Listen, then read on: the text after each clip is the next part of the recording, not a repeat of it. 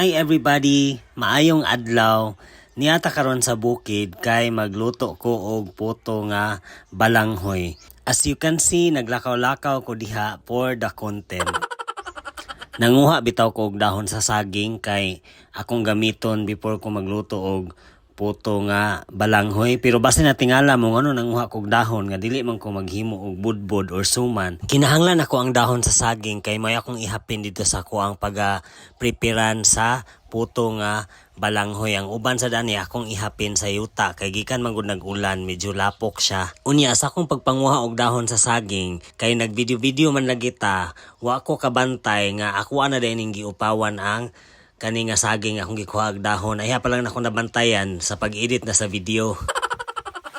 Unya para convincing nga pambukid gini atong content, ako sang gikuhaan og video ng marang diha, ang kasagingan, and of course ako sang gipakita nga akong gipanguha nga akong gipamutol nga dahon sa saging. Abi pa lang og ako ra nang gisayang-sayangan for the content.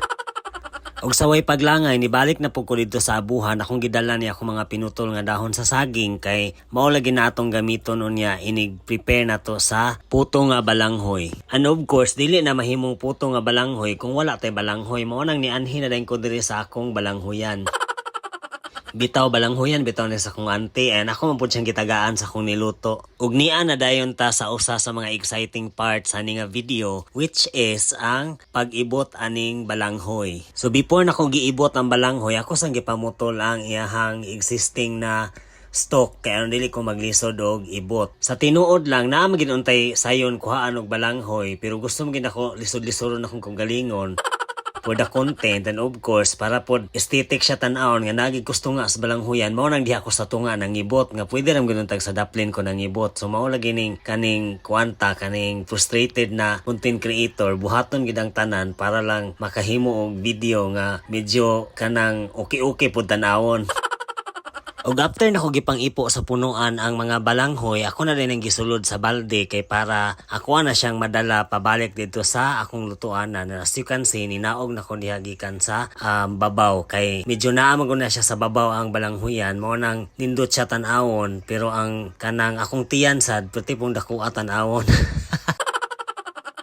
Og kani pabalik na gid ko sa amo ang lutuanan kay kinahanglan pa nako na limpyuhan ang mga balanghoy. As you can see, ako na gipang-plaster diha and after nako gipang-plaster, ako na din gipampanitan og gipanghugasan. Ya normal ra gid na siya nga nailapok-lapok kay of course fresh from the kuan pa biya na fresh from the farm. Pero di mabalaka kay ako ag itong gilimpyuhan og tarong ayhan ako gibanggod. And next kay nagkagod usa kog lubi, nya mao nay gamit sa dahon, di ba? Nakita ninyo nga dako kay gamit ang dahon nga akong gipanguha. After nako magkagod og lubi og mag-andam sa mahiwagang takuri nga lutuanan, ako ana dayong gipugaan ang mga kinudkod nga balanghoy. After nako gipugaan, ako ana dayong gimix ang brown sugar og ang lubi. Unya guys, mas lami siya kung brown kayo inyong sugar or mas daghan nga sugar, mas lami kay mas tamis. Mas lamian gani ko og kinugay ang isagol pero kay dili man kay ako ray mukaon na nimo nang ako na nang gibalance ang iyang sugar. And nibukal na dayang ato ang gitak-ang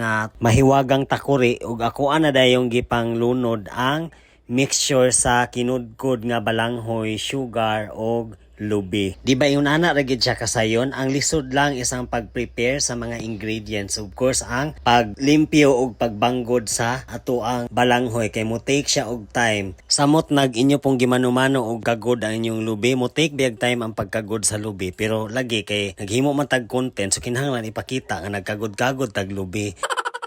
And down to the most exciting part of this video, ako nang gibutangan og margarine ang babaw sa puto. But this is optional ra guys, nara sa inyo kung unsa inyong treat. After a minute, ako na din gihaon ang puto og ready na siya kaunon, which is mao man atong goal sa atong pagluto-luto diring dapita. Mangaon na dayta ninyo guys and thank you kayo sa inyong pagtan-aw. Bye everybody!